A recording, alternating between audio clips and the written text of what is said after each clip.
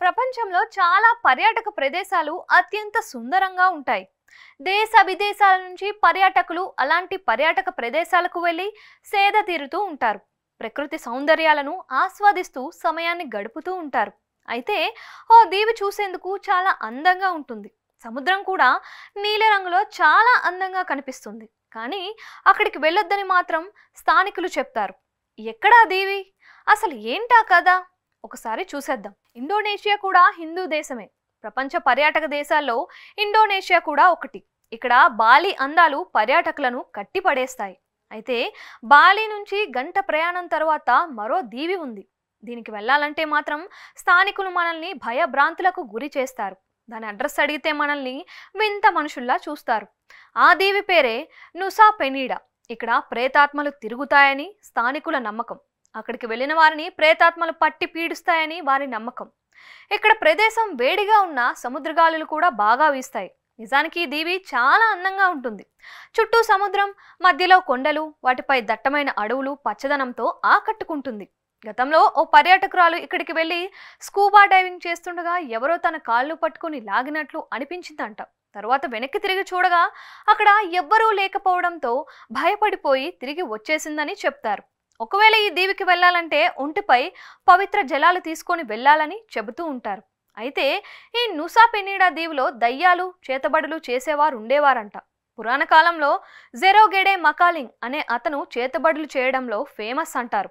అతడు బాలిలో వ్యాధులను వ్యాపింపజేసేవాడని, బాలిలో అనారోగ్య కారణాలకు మకాలింగ్ చేతబడులే కారణమని నమ్మి అతన్ని బాలి నుంచి తరిమేశారని చెబుతారు. బాలిలో కొత్త సంవత్సరాన్ని నైపి అంటారు. ఓసారి కొత్త సంవత్సరం వేడుకలు జరుగుతుండగా బాలి ప్రజలు ఎంతో ఆరాధించే బారోంగ్ ఆకారంలోకి మకాలింగ్ ప్రవేశించి బాలికి వచ్చాడు. ఇది గుర్తించిన స్థానికులు ఇది బారోంగ్ జీవే అని అనుకున్నారు. కానీ మకాలింగ్ తన దెయ్యాల సైన్యాన్ని దింపి అసలైన బారోంగ్ని చంపేశాడు. దీంతో కొత్త సంవత్సరం వేడుకలు విషాదంగా జరిగాయి. ఆ కాలం నుంచి ఇప్పటి వరకు ఇక్కడ కొత్త సంవత్సరం వేడుకలను నిరాడంబరంగా మాత్రమే చేసుకుంటారంట. తర్వాతి కాలంలో స్థానికులు మరో బారోంగ్ని సృష్టించి మకాలింగ్ పై యుద్ధానికి పంపగా మకాలింగ్ పై బారోంగ్ యుద్ధం చేసి మకాలింగ్ దయ్యాల సైన్యాన్ని తరిమి వేయడంతో ఆ నుసా పెనీడా అనే దీవికి తరలి వెళ్ళిపోయాయని చెబుతారు. ఆ తర్వాత హిందూ పూజారులు వచ్చి బాలికి దెయ్యాలు రాకుండా పలు రకాల పూజలు చేసి మకాలింగ్ దెయ్యాల సైన్యాన్ని నుసా పెనీడా నుంచి బాలికి రాకుండా అడ్డుకున్నారని నమ్ముతారు.